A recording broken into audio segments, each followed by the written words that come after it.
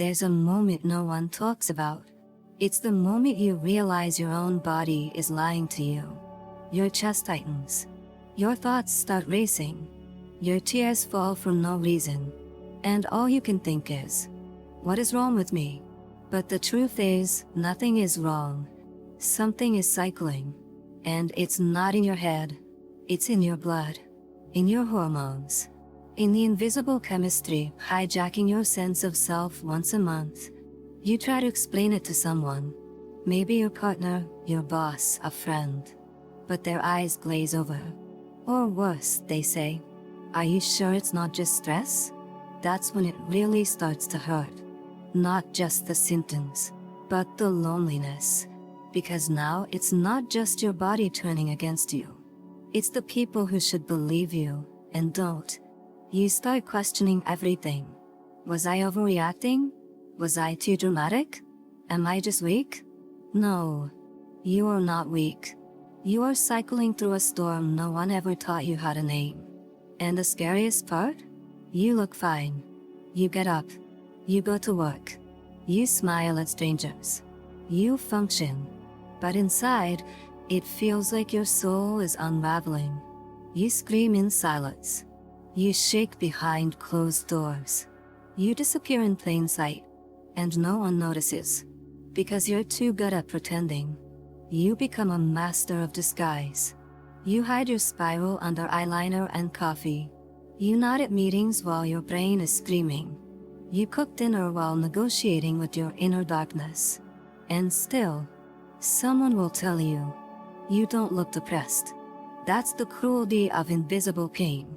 It demands performance while stealing your energy to perform. Your body is screaming, but you're expected to whisper.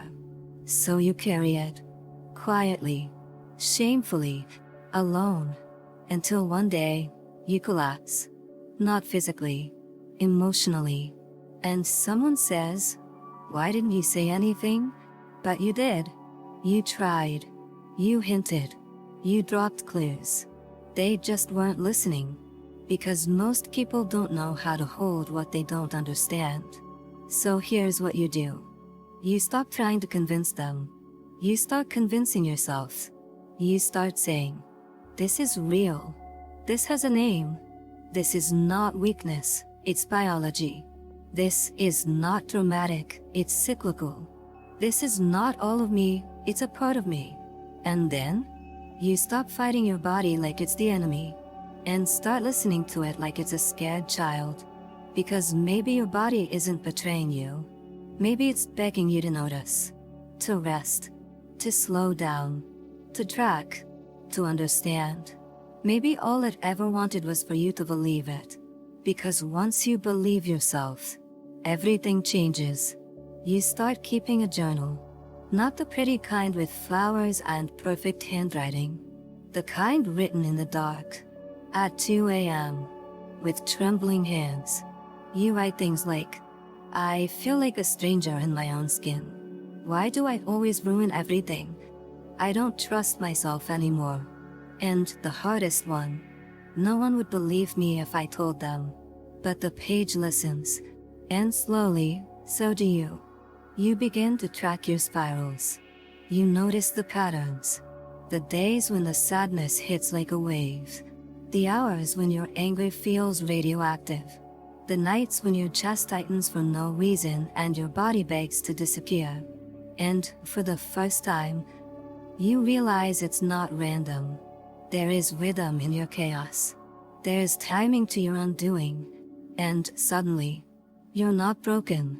You're cyclical. Like the moon. Like the tides. Like every ancient woman who ever walked this earth and bled with the calendar.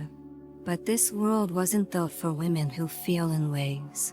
It was built for men who function in lines. So you were taught to suppress, to regulate, to flatten your curve, to control yourself. When the truth is, your cycle was never meant to be controlled. It was meant to be understood. You begin to question everything. What if your breakdowns weren't failures, but messages? What if the rage wasn't random, but righteous? What if the tears weren't weakness, But release? What if the monthly spiral was your body's sacred siren call, saying, hey, you're out of alignment, you're overdoing, you're ignoring yourself again? What if your symptoms were sacred data? You start reading, researching, watching other women name what you've been too ashamed to speak.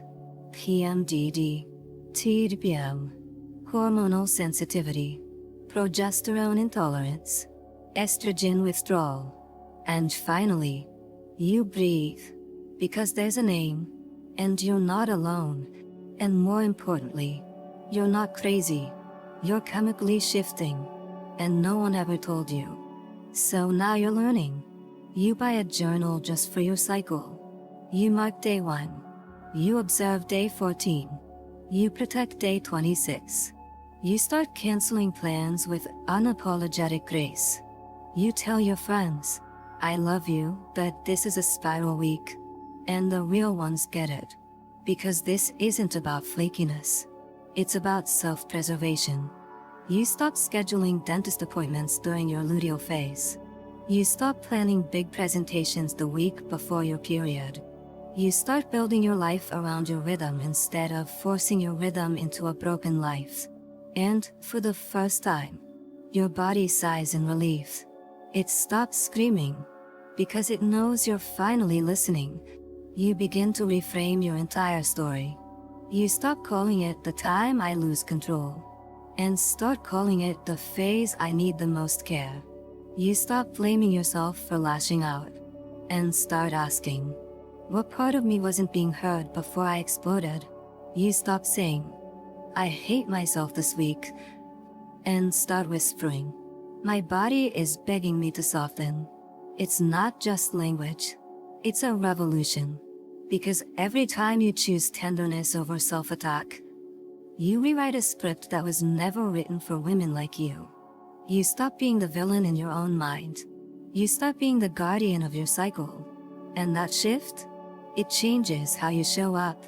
You don't walk into spirals ashamed anymore. You walk in prepared. You light candles. You lower expectations. You create soft landings. You let people know, I'm not okay this week. I'm cycling, but I've got myself. And when they offer help, you let them. Not because you're weak, but because strong women ask for what they need. Instead of bleeding in silence to prove something, you build systems of support. You set reminders on your phone. Today your thoughts may lie to you. Don't make big decisions. You stick post-it notes on your mirror. You're not the problem. It's day 24. You create a sanctuary in your own mind, where judgment can't reach you. And in that space, you begin to feel safe.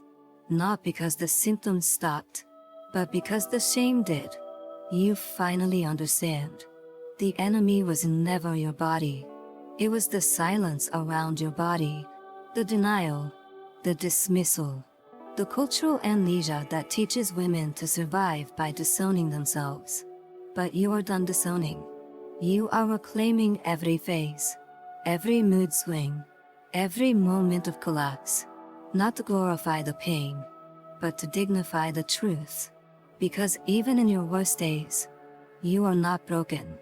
You are responsive, alive, sensitive in a world that demands numbness. And sensitivity is not a flaw, it's a frequency. It's how your body says, something here is too much. Something here is too fast. Something here is not aligned. And now, you listen, not just to the chaos, but to the wisdom underneath it. Because your cycle isn't just a medical mystery. It's a map to what you need, to what you've ignored, to who you're becoming. And once you learn to read it, you stop fearing the storm. You learn to ride the wave, to brace for the crash, and to rise again with ritual and rhythm. Because you've realized something rare. Your body doesn't betray you. It mirrors you. It reflects every part of you that's tired of pretending, tired of pleasing, tired of pushing. It's not breaking down. It's breaking open. And when you start honoring the cycle, not just managing it, but truly honoring it, you unlock something ancient inside you. A knowing, a rhythm, a power. Because you are not meant to be consistent like a machine. You are meant to be seasonal, cyclical, evolving. Your fire burns differently each week. And that is not a flaw. It's a feature. The days you feel invincible, those are for building. The days you feel quiet, those are for resting. The days you feel furious, those are for truth-telling. The days you feel broken, those are for shedding. This is not dysfunction. This is design. You are nature wrapped in skin. And nature does not apologize for her storms. So you stop apologizing too. You stop explaining your worth to people who only value productivity. You stop proving your sanity to people who can't handle your softness. You stop editing your pain to make others comfortable. Instead, you surround yourself with those who see you, even in your mess, especially in your mess. You build new definitions of strength.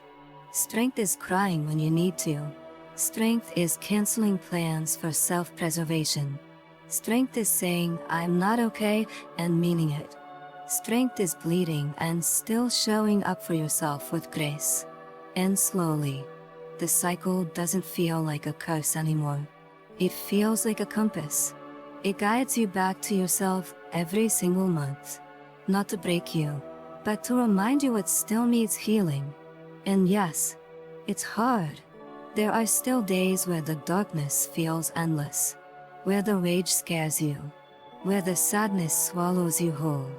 But now you have a language, you have a ritual, you have a plan, and most of all, you have yourself. The self who no longer runs, who no longer hides, who no longer thinks she's crazy. The self who says, this is hard, but I can ride this wave, and I will rise again. Because now, you are no longer alone in the storm. You are holding your own hand through it. And that changes everything. See you in the next episode. The thoughts that are really yours. She no longer fears the week before her period. Because now, she understands it. She's mapped it, named it, planned for it. The breakdown doesn't surprise her anymore. The rage doesn't shame her anymore. The sadness doesn't define her anymore. It just arrives. And when it does, she knows what to do. She wraps herself in softness. She lowers the volume of the world. She feeds herself slow, warm food. She stops apologizing for being hard to handle, and starts honoring how deeply she feels. That's not dysfunction. That's depth. She no longer explains herself to people who don't cycle. She doesn't hand out proof. She doesn't justify her boundaries. Because she knows, some storms you don't explain. You survive them. And you come back changed. Now she walks with that change. Wears it like armor. Like wisdom. Like a quiet kind of magic. She looks back at the girl she used to be. The one who thought she was crazy, broken, dramatic. And whispers, you weren't any of those things. You were just unheard. Unseen. Unheld. But not anymore. Now she holds herself. Tracks herself. Loves herself through the spiral. She's not trying to be normal anymore. She's building a new normal. One where women don't have to hide their cycle to be respected. One where emotional days are disqualified from power. One where tenderness is a strength. And she's inviting every woman watching to do the same. So, if you've ever felt like your body betrayed you, start with this truth. Your body is speaking, not in a language they taught you in school, but in blood, in rhythm, in wave. And when you finally learn to listen, everything starts to make sense. You begin to soften instead of suppress. You begin to ride instead of resist. You begin to heal instead of hate. Because this isn't just about PMS. It's not just about PMDD. It's about reclaiming the most intimate rhythm of your life. And finally making peace with the parts of you no one ever taught you to love. So breathe, track, feel, rest, and hit subscribe if this made you feel less alone. We're not done yet. Next episode. The thoughts that are really yours. Because sometimes, the loudest voice in your head was never yours to begin with. See you there. Easy as that.